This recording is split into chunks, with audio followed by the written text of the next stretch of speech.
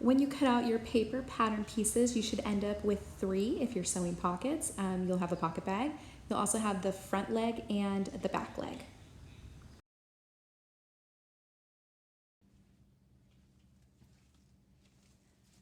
Okay, so I purchased fabric that is 60 inches wide. It's actually folded right now. So here's my fold line. These edges, they're called the selvage. I line them up so when I cut, I'll have 2 layers of fabric. So I found fabric that's 60 inches wide and I cut 1.25 yards of it. And my pieces fit just perfectly. So if you buy fabric that's less wide, probably 45 inches, I know that's really common at Joann's Fabrics, you're gonna have to buy more than 1.25 yards, and I'll make a sheet to let you know how much. But I have my pieces laid out as so. This way I'll get 2 fronts, I'll get 2 backs. Over there I'll get 2 pockets, but I actually need 4. So when I'm done cutting over there, I'll just have to take this piece and fit it in over here and cut another 2. So I'll have 4 together. So again, just make sure your fabric is folded, the selvage edges are lined up, and then you'll be ready to pin down your pieces to cut out. So when buying your fabric, you want to notice the print on it, the artwork. In my case, I have what's called a directional print. That means the direction matters on how I cut out my pattern pieces. So here, I got a Santa Claus and a snowman. I wouldn't want to cut them upside down, right? So I really need to pay attention to make sure I cut them the right way. And in this case, if I follow the grain line, normally you place your pattern pieces so that it's parallel with the selvage, then my Santas are going to be sideways on my leg, which isn't good. So I'm going to see if I can fit my pattern pieces. I'll just refold my fabric and see if I can get them all fit and cut out. Otherwise, I might have had to buy more fabric because of the directional print. That's the thing with directional prints. There's usually more fabric waste because you can't get tricky on how you lay your pieces to save fabric. So when you're buying fabric, just notice, are you buying a directional print? If so, you may have to buy a little extra fabric. If you're not buying a directional print, don't worry about it. And then when you are laying your pattern pieces, just make sure you know what the top and the bottom of your pattern pieces so you don't end up with any upside down prints, okay? So again, it's called directional print. A lot of patterns call it nap as well. So to cut out your fabric, you can use just standard scissors. A lot of people get special fabric scissors, but really you can go to the office store, buy a new pair of scissors, and just dedicate it to fabric, and they should stay sharp. So avoid using your fabric scissors to cut paper. There's some kind of acid in paper that will dull them out pretty quick. Some people like to actually use pinking shears. These are little zigzag edges. Let me cut you a little swatch. Kind of see the zigzag edges. That way it keeps your fabric from fraying, from unraveling. It's good to use if you have a woven fabric that frays really easily. That's an option as well. But as you sew your garment, there are other seam choices you can choose to keep your fabric from fraying as well. But pinking shears is always an option. I like to use this electric rotary cutter. I bought this on eBay. I think it's shipped from Hong Kong maybe, but there's plenty of stores in downtown LA's Fabric District that you can get this from. They sell online as well. I would expect to pay like $70 to $125 for it, but it does make it pretty easy.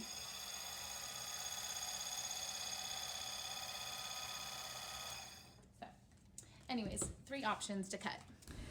When you're done cutting, you should have 2 back pieces that are mirrored. You should also have 2 front pieces that are mirrored. And if you're sewing pockets, you should have 4 of them, 2 sets that are mirrored. So it should look like something like this photo. Okay, step 1 is sew on the pocket bags. This is an optional step. If you just want to make some quick and easy pants with no pockets, skip this step. But otherwise, get your 4 pocket pieces and there should be notches to line them up. If you forgot to mark the notches, they're just not there. I recommend just placing them 2.5 inches below the top waistband because I have elastic that's 1 inch wide. I know with my casing that's going to take up 2 inches. I'm giving myself an extra 1/2 inch for a little bit of like a 1/4 inch seam allowance. So you could just measure 2.5 inches and then line up your pocket bags that way, or if your pattern has notches, line up with the notches. That's always nice and easy too. So I like to put in my pins perpendicular from where I'm going to sew, and I'm going to sew it straight 1/2 inch away from this raw edge. You should also be placing them right sides together. So notice I'm not putting them on the back side of my fabric, I'm putting them on the right side.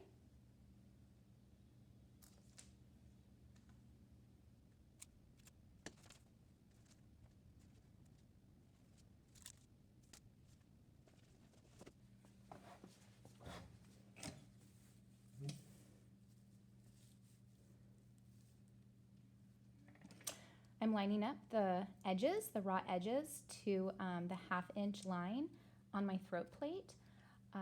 Maybe your machine says 4/8. It's a little bit less than 5/8. And I'm going to put my needle down, and I will back stitch, which means to sew backwards for 1 or 2 stitches so that my stitch doesn't come out.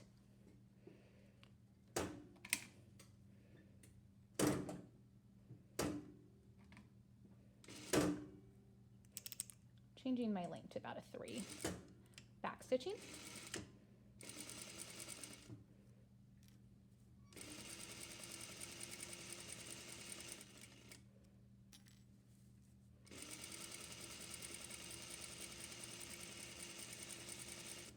Once I get to the end, I'll back stitch one more time.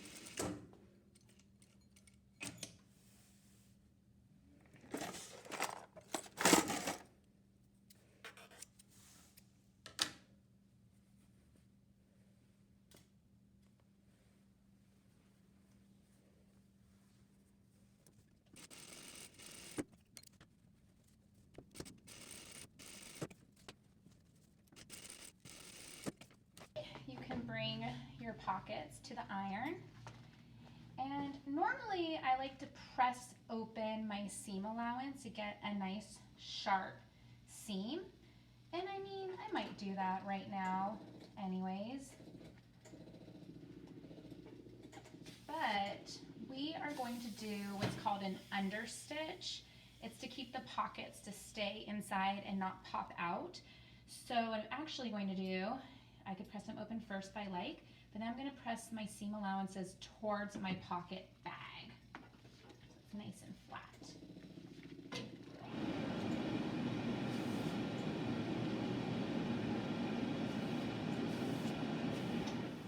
I have a really cool ironing board here. It actually has like air that flows through it, so if I turn on my steam, it dries all that wet steam right away. It's really cool. You probably noticed on your home ironing boards that there's holes in the metal. So you actually don't want a really thick pad because those holes are supposed to help with air circulation. So if you turn on your steam, the air can dry it pretty quickly. But I'm lucky to have almost, it's like an air hockey table, kind of blows air. It's awesome. Okay, so I'm gonna pin my seam allowance so that it is towards the pocket bag. Okay. And then I'm gonna sew it down.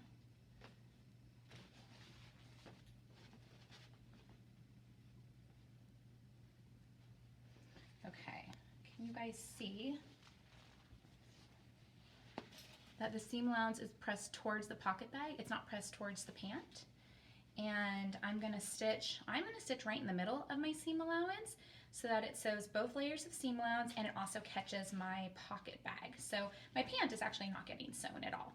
This is called an understitch. You'll see a top stitch on this side of the pocket. You'll see no stitches on your pant. Okay, so this is kind of level up for quality.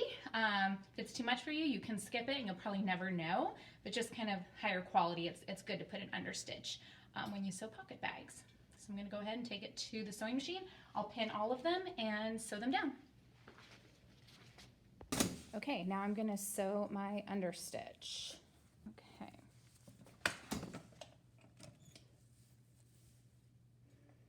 Okay, so I like to sew in the middle of my seam allowance. There's lots of different tutorials that'll tell you to sew really close to your stitch line, but I've had the most success just smack in the middle. Doesn't really matter, I don't think.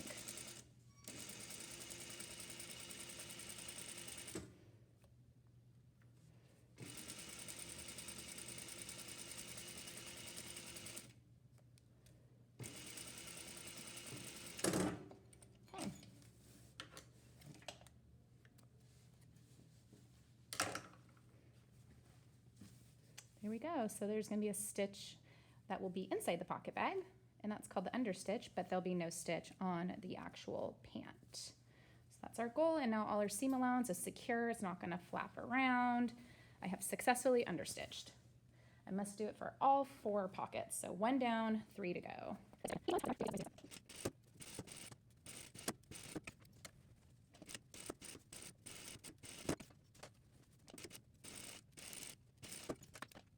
Okay, the next step is I'm going to sew my pocket bags close to each other. To do this, you want to make sure you know where your 2 front legs are. This is my front wearer's right leg, my front wearer's left. And over here, I have my 2 back legs. This is the back wearer's left, and this is back wearer's right. Okay, so we're going to sew the back to the front at the side seams. Okay, so again, I said this is my wearer's right leg. This is also my wearer's right leg. Ooh, tricky. So I'm gonna put right sides together. I'm gonna line up my pocket bags. And this is going to be my out seam. And right now what I'm gonna do, I'm actually gonna start by just sewing my pocket bags together. So I'm gonna line them up, match them, and just sew around this curve and come up at the top. And that's it. And then I'll line up the other half as well. Am I supposed to do that right now? Oh, come back.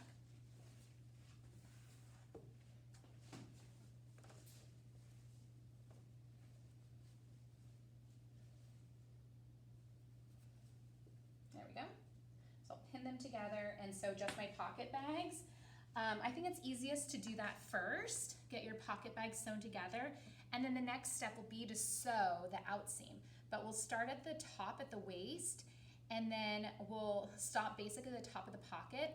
Just leave an opening big enough for your hand, and then sew the rest of it all the way down. So to start, I'm going to go ahead and sew the pocket bags together.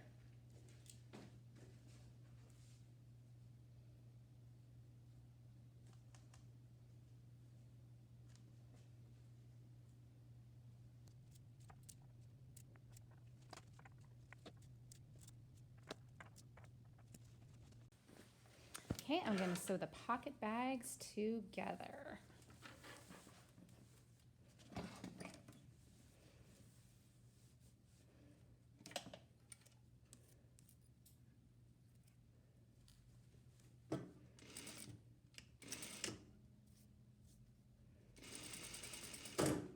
Needle down for my pivot turn.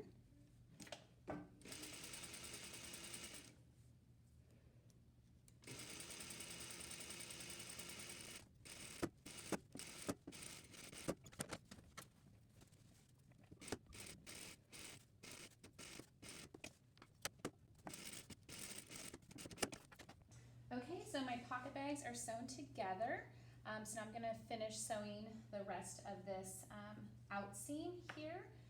When I lay my pattern pieces flat, you'll notice the back side is much bigger than the front. That's because I'm a 3-dimensional person and it has to wrap around my booty, and I need more fabric for my back side. So that's why you'll probably see more fabric. That's a good thing. If they're exactly the same, you might have accidentally sewn the front to the front and the back to the back. So it's good if one side's bigger than the other. So anyways, yeah, next I'm gonna start up here. I'll stop about an inch from the top of my pocket, and I'm gonna leave an opening for my hand, which in my case is about 5.5 inches. And then I'm just gonna sew straight down all the way past it. So you can mark it with some chalk or a pin if you want. Maybe I'll get some pins and mark it where I'll stop and start sewing. You just need to leave an opening for your hand, basically. Okay, so I'm gonna pin these together. We go, and I said about 5.5 inches for my hand. Okay. Okay. Then I'll sew all the way down.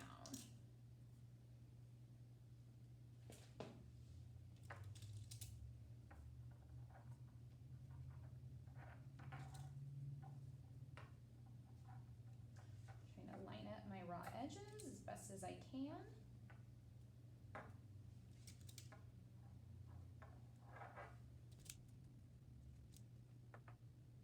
And I really want to sew, honestly, where my original stitch was, which was 1/2 inch from my raw edge. So I'll start up at the top, back stitch, sew, and I'll back stitch when I get to that first little marker. And then, you know, right here, you can either sew exactly on that previous stitch you sewed, or maybe just a little bit, like next to it, so that the first stitch ends up going in your seam allowance. So that's probably what I'll do. And then just go all the way down. Okay, so do that on this side and as well as the other side.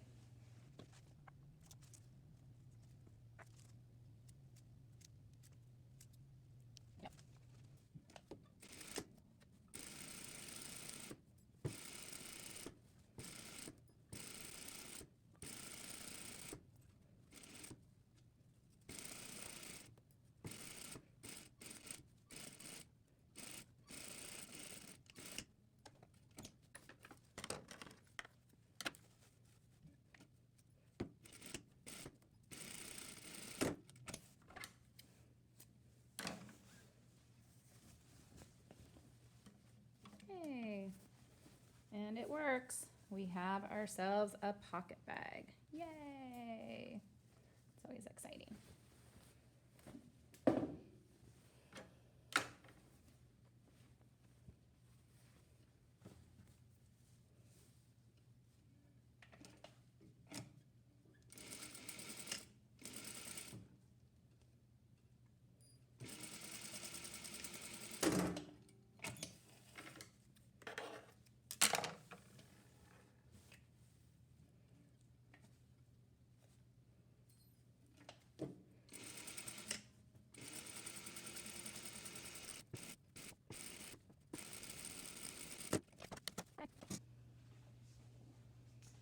Okay, so our pocket bags are sewn in. We have our outseam sewn as well on both pieces.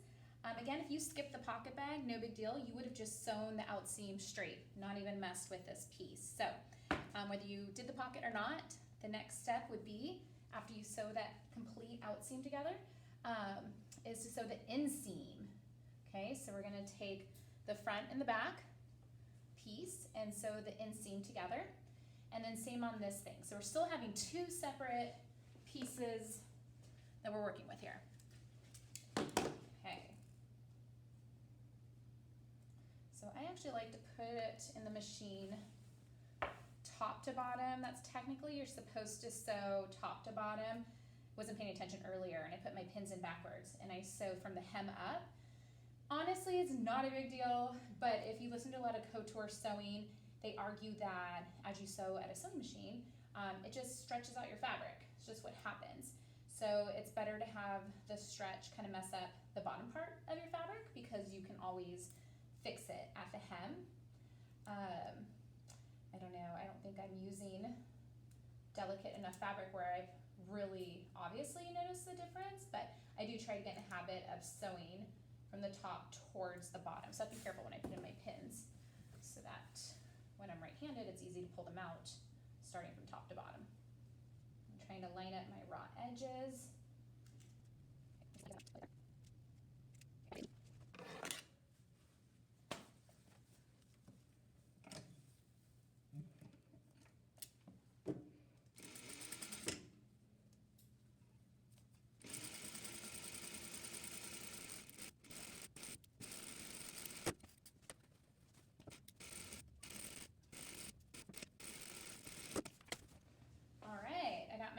Really a three-dimensional object. I can put my leg in, test it out, see if it fits. But anyways, the next step is to sew the rise together. So that's a nice vocab word if you're not familiar with it. It's this like little shape that kind of looks like the letter J. So there's a front rise, and then on the back side, you have a back rise, okay? So when you sew pants together, you sew the front rise to the front rise, and then the back rise to the back rise, okay? So that's different than the legs, because the legs I sewed the front to the back pattern piece, but the front rise, I would not want to sew my front rise to the back rise, or it's gonna look really weird, you won't be able to wear it. So I have to sew the front rise to the front rise, okay? And the back one to the back one.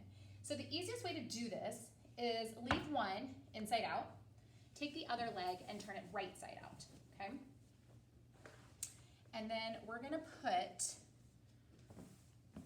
this one inside of the other one so that our right sides are together. And we're gonna match that front rise. We wanna make sure our inseam matches up, and we're gonna pin it together. And these should be the exact same shape because they were the same pattern piece. So lining up my raw edges. Okay, just pin the front. Let's finish with the back. There's my back rise. It's all matched up. I like to have my seams pressed open, so those seam allowances that you sew together on the inseam, press those open. I pin them together. Okay, now that I have it all pinned together, I can go ahead and just start here at the top. I'm gonna sew all the way down the back rise. I'm gonna come over the inseam, and then I'm gonna come back up, sew the front rise. Or I could start the other way. I could start on the front rise, come all the way down, go over my inseam, and then come all the way back up, finish with the back rise. So essentially you're sewing like a giant U, right? You're not gonna sew this part, but just the two layers of the back rise and the front rise. So the two J's come together for a capital U. Okay, wish me luck, here we go.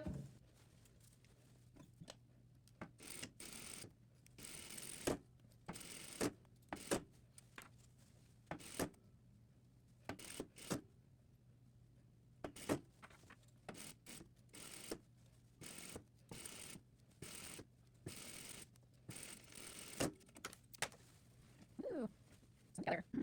Okay, it is sewn together. I have my front rise, sewn to the front rise, the back rise, sewn to the back rise. So really what you should do is now go to the iron and press open your seam allowance so you have a nice sharp seam. Okay, we should actually do that to the leg seam as well, and the out seam. So I think I'm gonna run it to the iron real quick, give it a press, and then I'm gonna flip it right side out and we'll see how it looks.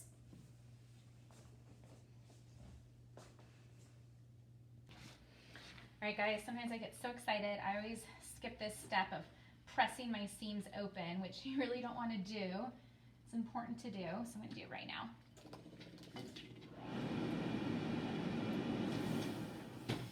I always tell my students, like, this is the ticket to making your garment look like it's more professional and you bought it at a store, as opposed to having people ask you if you made it. When you don't press open your seams, it kind of has that homemade look. But if you press them open, it just looks so sharp and professional, and it's an easy thing to skip because you just don't think about it. You just get in the moment of sewing and putting the pieces together and wanting to see what the garment looks like. That sometimes we overlook pressing open our seams, but we really shouldn't, because it does make your garment just look so much sharper and professional.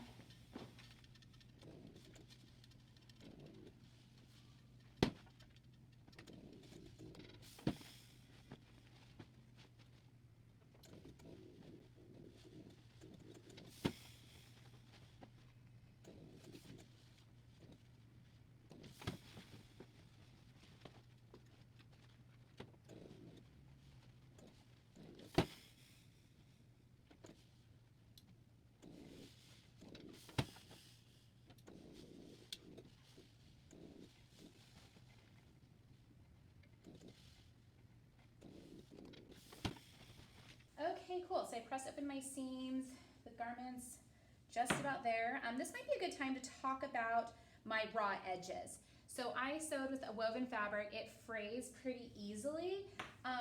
Maybe you sew with a knit fabric, like my pocket bags, for example, were knit, and they're not fraying at all. I'm not really worried about them. But my other woven fabric, it is kind of messy, not amazing. So you might want to think about different ways to finish seams. We can just leave it the way it is and just not really care. They're just pajama pants. Who cares if it's kind of frayed on the inside? No one's going to see them. That's totally fine. But there's other ways to finish your seams, and I have videos for that if you'd like to look into it. One way is to simply cut with pinking shears, and that prevents it, helps it a lot from fraying. Another method is this thing called turn and stitch. You just turn under the raw edge, and then you give it a little top stitch all the way. That can help. A fancier way is called binding the edges. Some people call it the Hong Kong finish. So you actually get some taping and you sew it over the edges. It's pretty fancy. It's more common than you think though, but that could be a way as well. You could look into how to sew a flat felled seam or maybe even a French seam. Those are also options. So there's videos to see how to do that. But and then of course, if you're fortunate enough to have an over edge machine, serger, you could run it through the serger as well. And a lot of home machines have a faux serge stitch, which is kind of cool. And so it just sews around the edges, this cool little zigzag stitch, so that it doesn't fray. Some people just sew a zigzag stitch too. So you do have options if the fray edges are bothering you, but if not, we're just gonna move on and finish sewing these pants. Okay, so the next step is a lot of sewing instructions will actually tell you to clip your seam allowance right under your pocket bag. I think that way it just doesn't like pinch or like, I don't know, kind of gather. So it's, if you skip it, I don't think it's a big deal, but it just kind of allows the seam allowance to go different directions. And okay, I think we are ready to turn it right side out. Let's see what we got ourselves here. Great, woohoo! We have a wild back, the Santa's on the butt, all patchwork together, and our front, wow. I didn't realize how metallic and bright this fabric is. Oh my goodness. Okay, well now it's time to make a waistband casing, and we're gonna put our elastic inside. So you're gonna wanna cut the correct amount of elastic and go ahead and make this casing. So to make the casing, I'm actually gonna fold under this raw edge 1/4 of an inch, just so that I kind of hide the frayed edges. And then I'm gonna fold it again, just barely 1 inch over, because my elastic is 1 inch and I really want the elastic to fit in the casing almost perfectly. I'm just gonna shoot for a little bit more than 1 inch, but not too much more. Maybe like a 1/16 or an 1/8 of an inch more. So I'm gonna take this to the ironing board. I'm gonna do all the ironing work. I'm gonna pin it, and I'll show you what to do next. Okay, the raw edge at my waistband was fraying and making me crazy. I happened to be in my classroom, so I ran it through the serger. Why not, right? It's a little bit cleaner this way. Okay, so now I'm ready to, I'm gonna iron it under 1/4 inch. Have this nifty little ruler. There's a little slider on it, so I can bring it down to 1/4 of an inch, and it can kind of just help me see where that is. Luckily, that's actually how wide my stitching is on my serger, so that kind of makes it easy. So I'm just gonna fold that under, and I'm gonna press it so it stays. Okay, I'll go all the way around.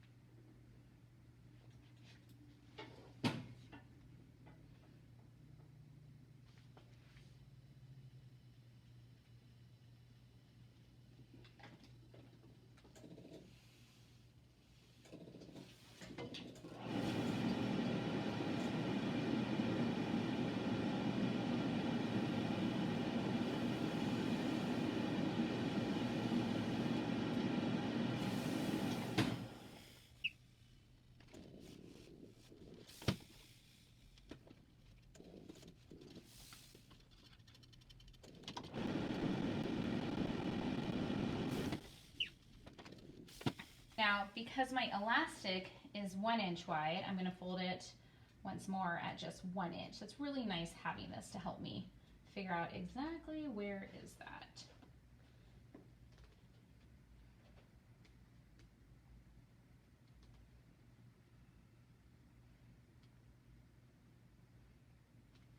Sometimes I just aim for a little bit bigger just in case I estimated wrong. I think I'd rather have it a little too big than a little too small.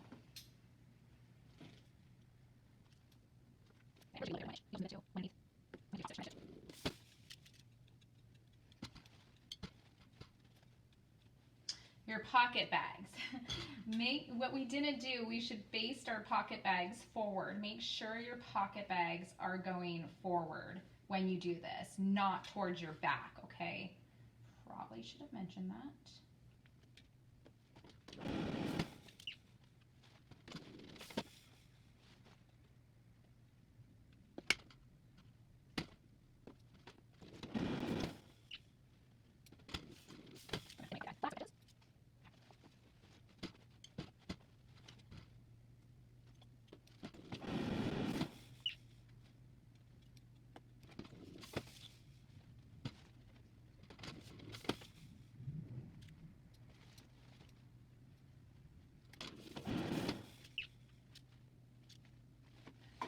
So it's pinned all the way around my casing. What I'm going to do is I'm going to take it to the sewing machine and I'm going to edge stitch as close as I can to this fold. So that way it's still 1 inch between the fold and where I stitch so that my elastic will still fit in. I'm going to sew it all the way around, but I do need to leave a little opening so I can actually put my elastic into it. You can modify this if you wanted a draw cord and if you actually sew in 2 buttonholes, then you could sew all the way around and you could put your draw cord and elastic in through the buttonholes. I like to cut some twill tape and sew it to the elastic because trust me, pajama pants are so much comfortable with elastic. So that way the elastic's still pretty much going around your whole waist, just you have twill tape coming out that you can tie as a draw cord or ribbon or whatever trim you want. But I'm going to do this one pretty simple. I'm just going to sew all the way around. I'm going to leave a little opening and I'm going to put my elastic in and we'll take it from there. So here I go. I'm going to take it to the machine. Okay, so I'm going to edge stitch really close to my fold, making sure there's still 1 inch distance so that my elastic can fit. Some of you guys might be lucky enough to have sewing machines at home that you can pull out the bottom so it's like an arm that sticks out, and then you could wrap your waistband around it so you don't have to worry about accidentally sewing the bottom shut. I have a flatbed here. I don't have one of those arms, so I just need to be really careful. I want to make sure I don't put it in like that, so I have to make sure the bottom is out of the way. So I'll just have to be extra careful when I go sew it. So, okay, here I go. So again, I do need to leave a little bit of an opening. Maybe I'll leave the opening here kind of in the back. So I think that's where I'll start. I could switch to a different presser foot if this would help me sew straighter, but I think what I'll do, I'll just line up this fold to the inside of my foot and use that as a visual guide.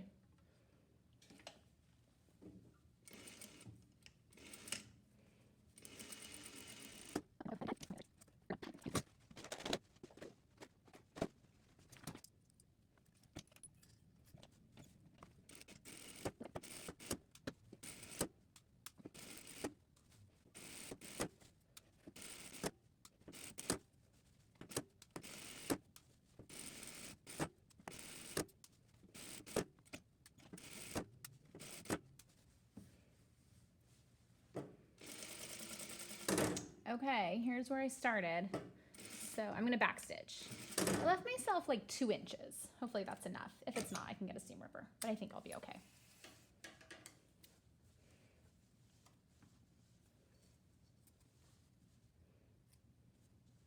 Okay, it's time to put the elastic in. Okay, I made my casing. I left a little hole to put my elastic in.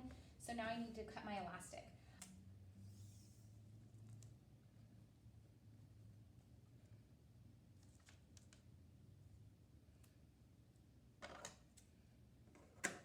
Try this on. Oh yeah, this will be perfect. I'm into that. Okay, here I go. So now I gotta get the elastic inside, and I recommend getting a safety pin to do this. Okay, so I have a rather sort of large safety pin. This is gonna help push it through. And I'll find that little spot I left open. There it is. I'll just go ahead and feed it through. It's a lot easier to feed through if you have a safety pin.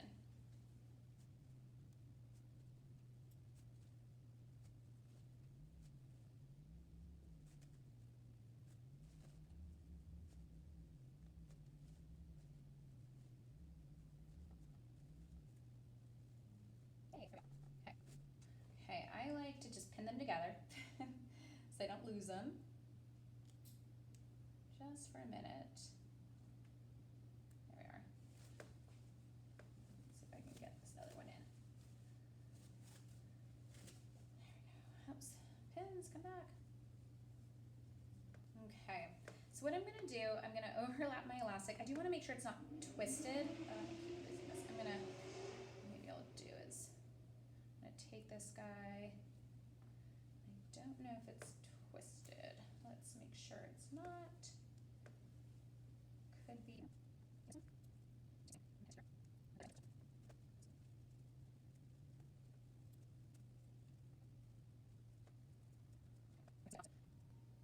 I'm going to overlap them 1/2 inch, and I'm going to take it to the machine, and I'm going to do a whole bunch of stitching. If you have a home sewing machine, you should do a zigzag at a really short stitch length. It can be a wide zigzag, so that way it's just tons and tons of stitching. These industrial machines only sew straight, so I'm just going to sew straight back and forth, back and forth. So here I go.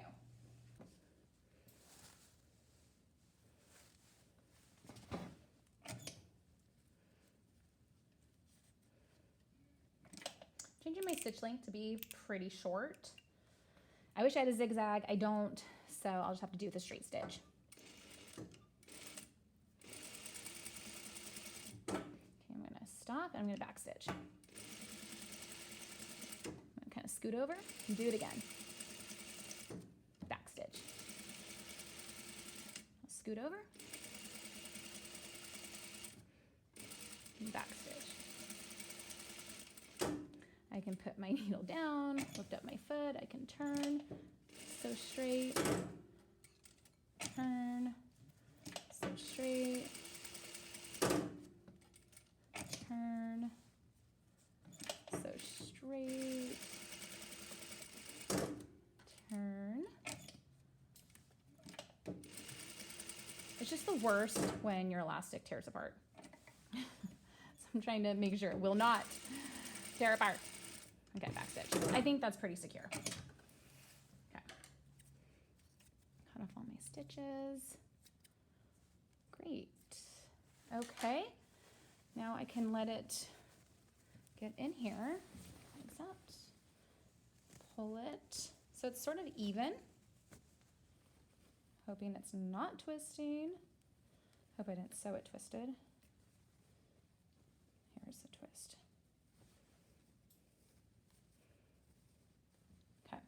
So now what I want to do is I really want to secure my elastic.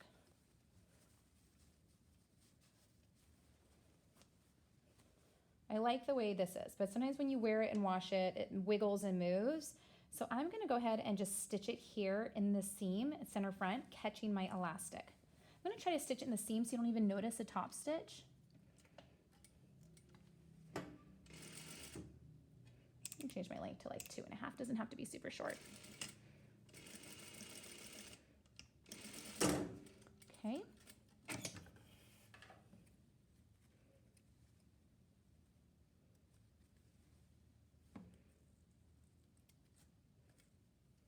Okay, great. And I'm going to do the same at the back seam as well.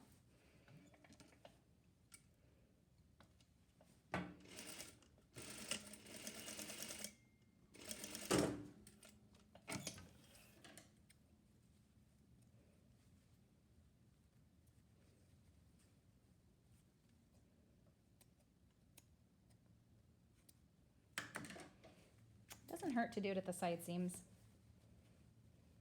Why not?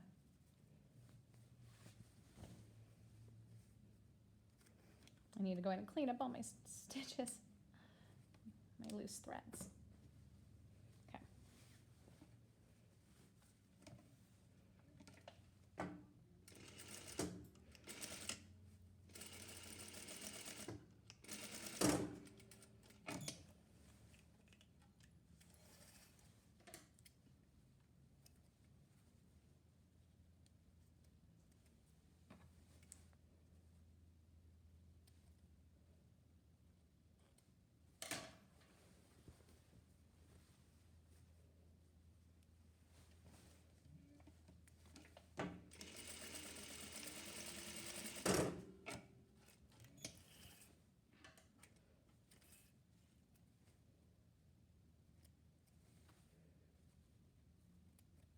Okay.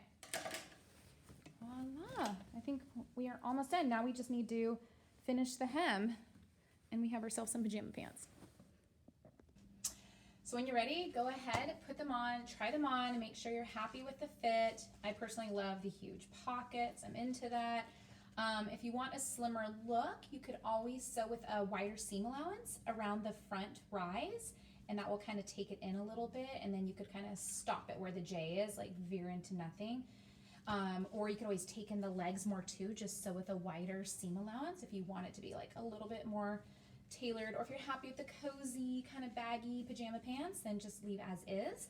Then go ahead and hem it. I have a 3/4 length thing happening here, so I can just fold it to where I like it, pin it, and go ahead and give it a top stitch so it'll stay.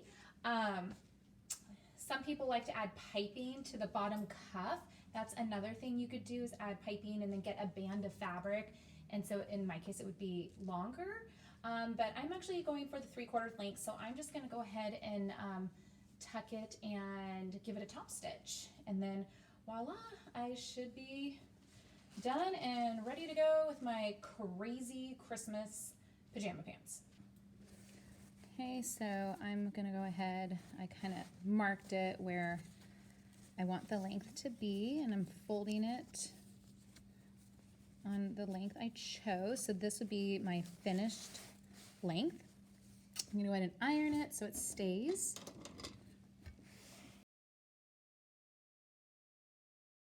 I'm going to turn it inside out.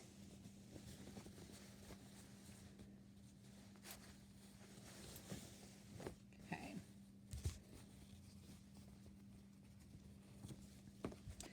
Because now I actually want to iron under my raw edges so they don't fray. So I'm going to go ahead and do that, and I can iron it as I go, or pin first and iron last. That way it'll just be a little bit cleaner to not have any frayed edges showing.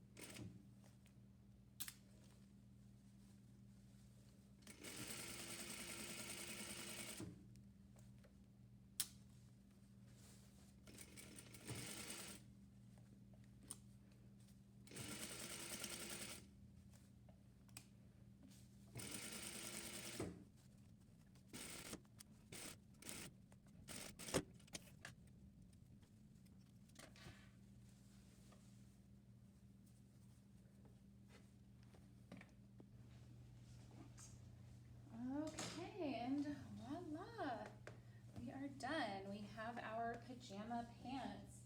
Maybe just take a minute to finish trimming any threads that you didn't get, and you are ready some cozy pajamas.